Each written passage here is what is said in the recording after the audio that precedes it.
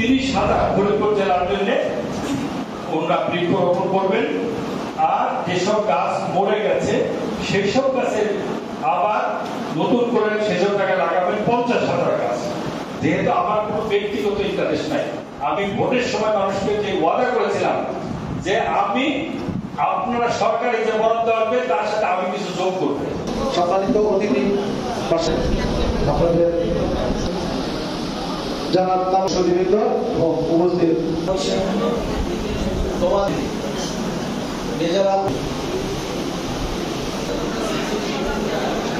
আজকে আমি সংসদ সদস্য আছি, আমরা 2-3 জনের নাম মনে রাখতে পারবো, তার আগে কি মনে আছে আমাদের মনে রাখে। এমন থেকে আজকে 50 বছর পর 100 বছরে কেউ আমাদের কথা মনে রাখবে না, কেউ আমাদের কথা আর দুনিয়াতেও আমরা ফেরত আসবো না। এই জন্য আমি সবসময় প্রতিটা দিন প্রতিটা ঘন্টা হিসাব করি যে আমার এই দিনটা কতটুকু মানুষের কল্যাণের কাজে লাগলো, আমি কত ঘন্টা মানুষের জন্য কিছু করতে পারলাম, ওইটাই কিন্তু থেকে যাবে, ওইটাই হচ্ছে আপনার আমার সফলতা। তাই ছাত্রছাত্রীদের শিক্ষাদানের পাশাপাশি আজকে যে আমরা একটা মহৎ কাজ হাতে নিয়েছি বৃক্ষরোপণ, সেখানে ফরিদপুরের জন্য বরাদ্দ আছে 30,000 ফরিদপুর জেলার জন্য ওনারা বৃক্ষরোপণ করবেন। আর যেসব গাছ মরে গেছে সেই সব গাছের আবার নতুন করে সেসব জায়গায় লাগাবেন 50,000 গাছ। উপজেলায় ওনারা সরাসরি সরকারিভাবে করবেন 10,000, আর সংসদ সদস্যের জন্য রেখেছে 5,000। যে 5,000 আপনাদের কাছে আমরা দিলাম, ওনারা উপজেলার থেকে হয়তো আপনাদের কাছে দেবে কিছু, না হলে আপনারাও নিজেরাও কিছু জোগাড় করে আপনারা কিছু মনোনয়ন করবেন। এরকম প্রতি বছর যদি আমরা নিজেরা কিছু কিছু করে দেখবেন সবুজ হয়ে গেছে। আপনাদেরকে আমি আমন্ত্রণ জানাই, উপজেলা ম্যাডাম কিন্তু আমাদের নির্বাহী কর্মকর্তা ভাইস চেয়ারম্যান ম্যাডাম আছেন, আপনাদেরকে আমি একবার আমন্ত্রণ জানাতে চাই। আপনারা যদি একদিন আমার ওখানে বোট ভ্রমণে আসেন শীতের দিনে, পুরা বাস থেকে শুরু করে সমস্ত কিছু আমার একটা কারখানা যদি আপনারা দেখবেন, ওখানে দেখবেন আপনি কোনো খালি জায়গা দেখবেন না, শুধু গাছ আর গাছ।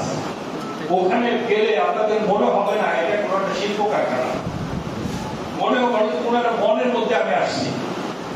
তো এই জন্য মানুষ ইচ্ছা করলে আমি আমাদেরকে বলেছি, দেখো আমি শুধু টাকা অর্জন করার জন্য ব্যবসা করি না, আমি আত্মতৃপ্তি নিয়ে যেতে চাই। আল্লাহর কাছে সবসময় বলি যেদিন দুনিয়া থেকে চলে যাবো আত্মতৃপ্তি নিয়ে যেতে চাই, যে আল্লাহ তুমি স্বল্প সময়ের জন্য দুনিয়াতে পাঠিয়েছিলে, আমি আমার বেস্ট সার্ভিস মানুষকে দেওয়ার চেষ্টা করেছি।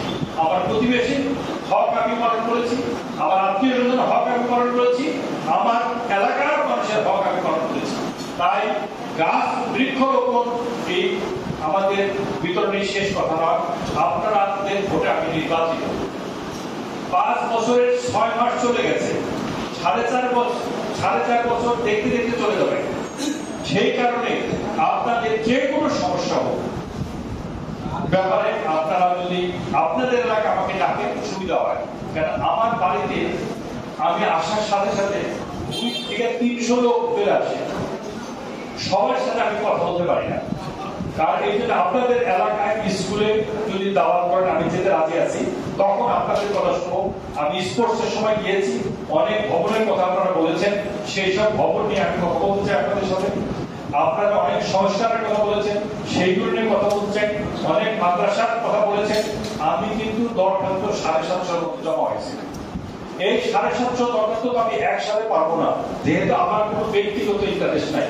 আমি ভোটের সময় মানুষকে যে ওয়াদা করেছিলাম যে আমি আপনারা সরকারি যে বরাদ্দ আসবে তার সাথে আমি কিছু যোগ করবো, আমি আপনাদের ছেলে মেয়ের কর্মসংস্থানের ব্যবস্থা করবো, আর চাঁদাবাজি বন্ধ করবো। চাঁদাবাজিটা কিছুটা কমছে না, পুরোপুরি বন্ধ হয় না, কমছে। আর চাকরির ব্যাপারে আমি ইউনো ম্যাডামকে নিয়ে গেছিলাম, উনি দেখে কতটুকু সন্তুষ্ট হয়েছে উনি বলবেন। কারণ আপনাদের এলাকার ছেলে মেয়েরা যারা 8 pass, matric pass, IA pass, BA pass, তাদেরকে আমার কাছে পাঠায় লাভ নাই। এই গেটদা ইউনিয়নে বর্ষাকে আমি বলেছি ওখানে সিকিউরিটি দিচ্ছি, সুপারভাইজার দিচ্ছি, অনেকে ঈদের সময় 30 থেকে 35,000 টাকা বেতন পেয়েছে। তারপরে তার সামনে থেকে যত আগামী বেতন বাড়বে। এখানে ট্রেনিং এবং প্রতিটা ইউনিয়নে করার কথা ছিল, এখন লোকই পাচ্ছি না। যাওয়া আসার 100 টাকা ভাড়া দিচ্ছি, যাওয়া আসার জন্য ট্রেনিং 40 দিন ট্রেনিং দেয়, তারপরও লোক পাওয়া যাচ্ছে না। আপনারা লোক দিবেন এবং আমি ওই কানাইপুর তার এইসব এলাকায় আরো জায়গা করে আরো 2-3টা ট্রেনিং সেন্টার করবো, যাতে পুরা আমাদের এই কোতোয়ালির প্রত্যেকটা লোক তাদের তার ঘরে কোনো বেকারত্ব না থাকে। সরকারি কর্মচারী বাংলাদেশ মহাবিদ্যালয় বিশ্ববিদ্যালয়